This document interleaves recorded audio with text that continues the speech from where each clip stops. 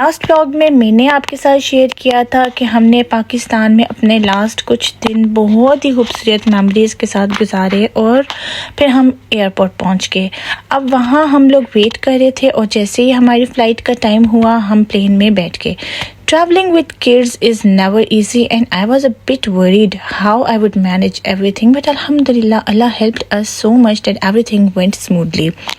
Plane में भी बच्चे काफ़ी इंगेज रहे और मेरे तो जहन में बस एक ही चीज़ बार बार आ रही थी कि पता नहीं हम लोग वापस कब आएंगे और सबसे कैसे कब मुलाकात होगी, और बस ये चीज़ें मेरे जहन में थी मुसलसल। और पता नहीं वो बस होता है ना, डिनायल फेज़ था मेरा, मैं वो चीज़ एक्सेप्ट नहीं कर पा रही थी। ये चीज़ें जो गुजर रही थी बस सिर्फ इन मोमेंट्स को गुजार रहे थे कि किसी तरह से हमारा सफ़र गुजर जाए।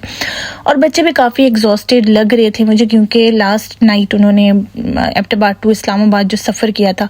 लेकिन अब मुझे एक और टेंशन भी ये थी कि पता नहीं आगे का सफ़र इनका कैसा गुजरेगा, क्योंकि आगे तो काफ़ी ज़्यादा हमारा सफ़र था और क्योंकि कनेक्टेड फ़्लाइट थी और वहाँ पे उनको वेट भी करना था 14 आवर्स कतर में।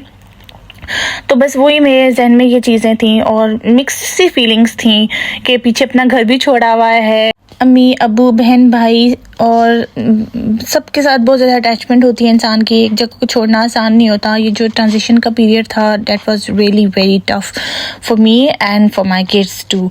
और बस ये चीज़ें मैं सोच रही थी। बच्चे काफ़ी एक्साइटेड थे क्योंकि वो एक फीलिंग थी कि सामने बस कार्टून्स भी लगे हुए हैं, हाथ में प्लेन में उनको बस कुछ वो एक्टिविटी बैग्स भी दिए गए थे, उनके साथ भी वो खुश थे, इंगेज थे। और मैं बड़ा इस चीज़ में रिलैक्स्ड थी कि शुक्र है अल्हम्दुलिल्लाह कि ये लोग जो है वो अभी चुप रहेंगी और तंग नहीं करेंगी। फिर ऐसा हुआ कि हमारे साथ जो पैसेंजर्स थे साथ वाली सीट में, वहाँ पे कुछ बच्चे थे जिनके साथ ये बच्चे शुरू हो गई खेलना। अब मुझे बार बार ये टेंशन हो रही थी कि पैसेंजर्स जो है वो डिस्टर्ब हो रहे हैं। मैं इनको मना भी कर रही थी, लेकिन जब मेरी हिम्मत ख़त्म हुई इनको मना कर करके और बच्चों ने नहीं सुना, तो मैं भी चुप करके बैठ गई और मैंने ऐसे एक्ट किया जैसे ये मेरे बच्चे ही नहीं हैं, और मैं भी खामोशी से बस इग्नोर करती रही।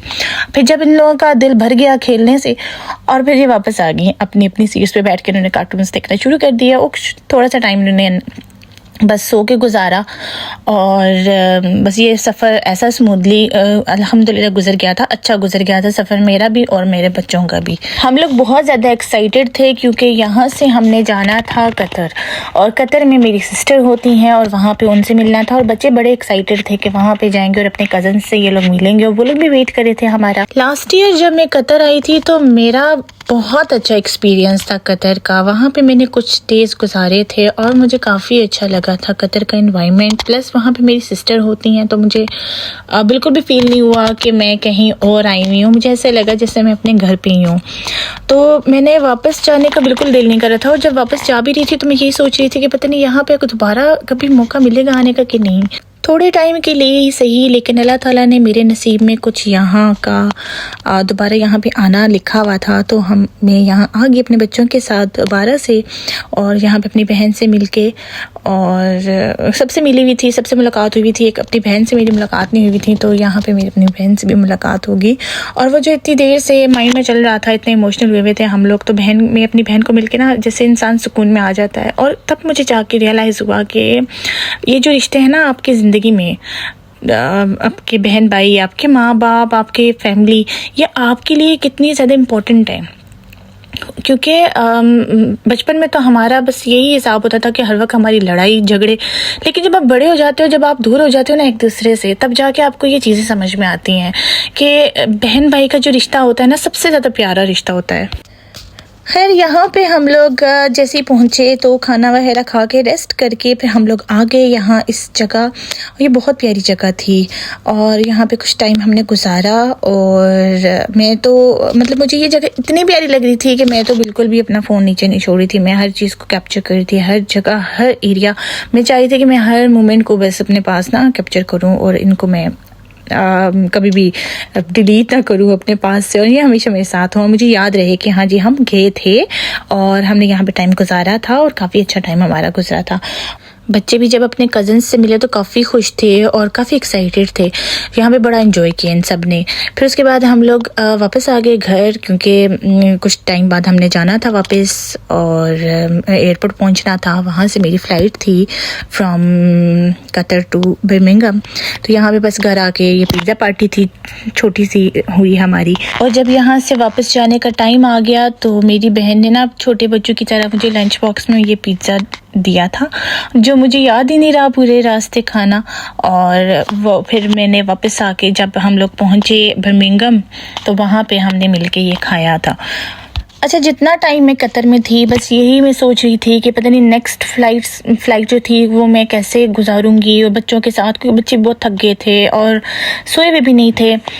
तो बस वो टेंशन में थी मैं, और मैं बस यही एक दुआ करी थी कि अल्लाह मेरी बस हेल्प कर दें इस मामले में कि हम हमारे लिए आसानी करें अगला जो भी हमारा सफ़र है उसमें। तो 7 घंटे की वो फ़्लाइट थी। तो फाइनली हम लोग बस पहुंच के दोहा एयरपोर्ट, और वहाँ पे हम लोग ने काफ़ी वेट किया। 3 आवर्स हम लोग वेट करते रहे। बच्चों को नींद सख्त आई हुई थी और वो इतना थके हुए थे कि मुझे बस यही मुझे लग रहा था कि जैसे मैं इनके पीछे भागती रहूँगी, लेकिन ऐसा कुछ भी नहीं हुआ। वो इतना थके हुए थे कि बस एक जगह पे टिक करके बैठी हुई थी दोनों बच्चियां मेरी, और मेरा दिल भी खफा हो रहा था कि बहुत ज़्यादा एग्जॉस्टेड हो गए हैं ये अब बच्चे। तो बस अल्लाह ताला ने इतनी हेल्प की, इतना करम किया कि हम लोगों को कोई प्रॉब्लम नहीं हुई है, कोई मुश्किल नहीं पेश आई और बहुत ही स्मूथली हमारा ये सफ़र भी गुजर गया। वो जो थकन थी वो तो थी, लेकिन बस वो सारी चीज़ें ना हो गई हमारी, स्मूथली गुजर चुकी थी। तो बस ये यहाँ पे हम लोग वेट कर रहे थे। और एक चीज़ यहाँ पे मैं मेंशन करूँगी कि ये जो कतर का एयरपोर्ट है, ये दोहा का जो एयरपोर्ट है, इतना कोई खूबसूरत है कि मैंने बस हमारा टाइम यहाँ पे ऐसे ही गुजर गया इन चीज़ों को देख के, यहाँ पे वॉक करके, यहाँ चीज़ों को एक्सप्लोर करके, और बच्चों ने भी काफ़ी इन चीज़ों को देखा और इन्जॉय किया। तो बस हमारा फ़्लाइट का टाइम हो गया और रात के बज रहे थे उस टाइम पे कतर टाइम के अकॉर्डिंग 1:30 पे हमारी फ़्लाइट थी। और जैसे ही हम लोग प्लेन पहुंचे तो बच्चों को दोबारा से वो बैग्स मिल गए, इनके एक्टिविटी बैग्स, और मैं बड़ी खुश हुई कि शुक्र है अब बच्चे जो है ना इसके साथ बिज़ी रहेंगे। लेकिन जैसे ही उन्होंने बैग्स लिए, देखे और फिर उन्होंने थोड़ी सी देर के लिए कार्टून्स देखे और बच्चे फ़ौरन सो गए। और पूरी फ़्लाइट में मेरे बच्चे बस सोए रहे।